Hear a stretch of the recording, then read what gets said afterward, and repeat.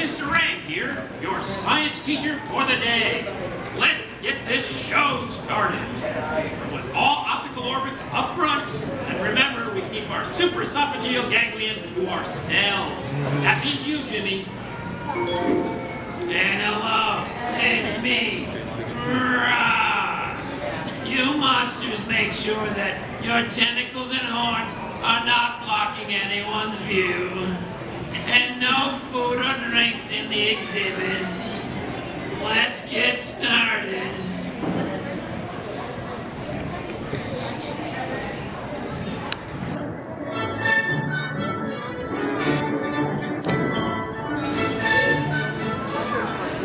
At Pixar, on any given day, we're working on various stages of many films. But it all begins with an idea. For example, Toy Story. It started like this.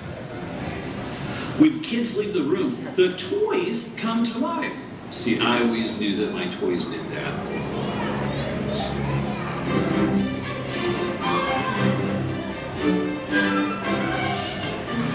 Our films start in story. Along with the director and the writer, we figure out what happens using simple drawings. It's kind of like a comic book. Exactly. And while we're drawing, production designers and their teams start designing the world and the characters.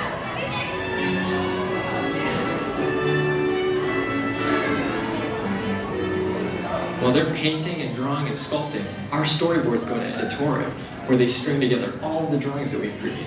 We time them out, add music, dialogue, and sound effects. He's the only one who knew what was going on!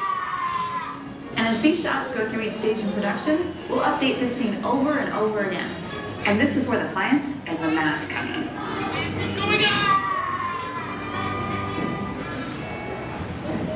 What's next? Pipeline. We're ready to start making the film you'll see in the theater, and this happens in a particular order. It's time for our technical artists to figure out how to create the movie in the computer. I've been here for 9 years, and I still have no idea how you guys turn our drawings into finished film. To be honest, something stops us on every movie. Hey, gamer.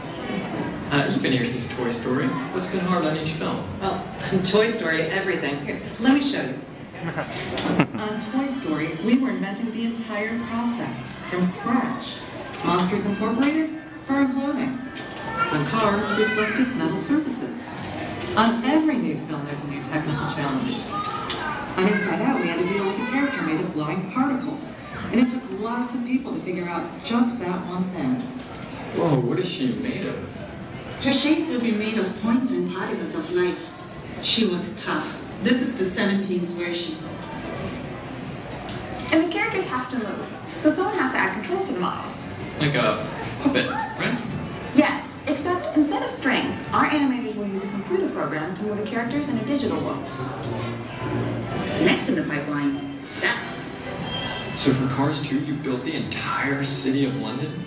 We needed a huge chunk of the city because Mayor and McQueen speed through it. So we figured out how to grow buildings with enough variation for them to look real.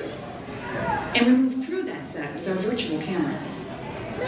Next up, animation. I do know what the animators do. They bring the characters to life. You see how she's moving but her clothes and hair are missing? Adding and moving those elements is going to be someone else's job further down the pipeline.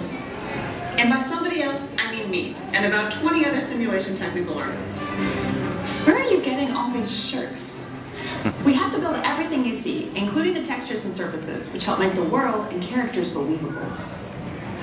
Next up, lighting. Ironically, it's really dark in the lighting department. So when you start, there are no lights? No. Any source of light is something we have to add into the scene. In this shot alone, there are 230 lights. Last up, the render farm. A film is really a series of images, or frames. There's 24 of them every second. This is where we make the frames. Everything comes together here. All the art, math, and science. A single frame can take more than 24 hours to render. And that's just one frame. And that's assuming we don't run into any snags.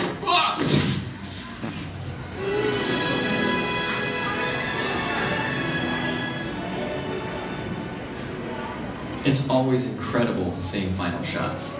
A simple line drawing I did becomes a fully realized world. When I look at Final Shot, I see the hard work of all my friends. I see the art, math, science, and programming that went into it. But we hope you don't see any of that. We hope you get lost in the story and characters. Oh my gosh, it's computer graphics pioneer and Pixar founder Ed Catmull. Can you wrap it up for us, Ed? Computers don't make movies, people do. It is art and it's technology. It is hard and messy, but it is fun. Hey, where'd you get that t-shirt? Wow, I really learned a lot. And there's so much more learning in exhibit.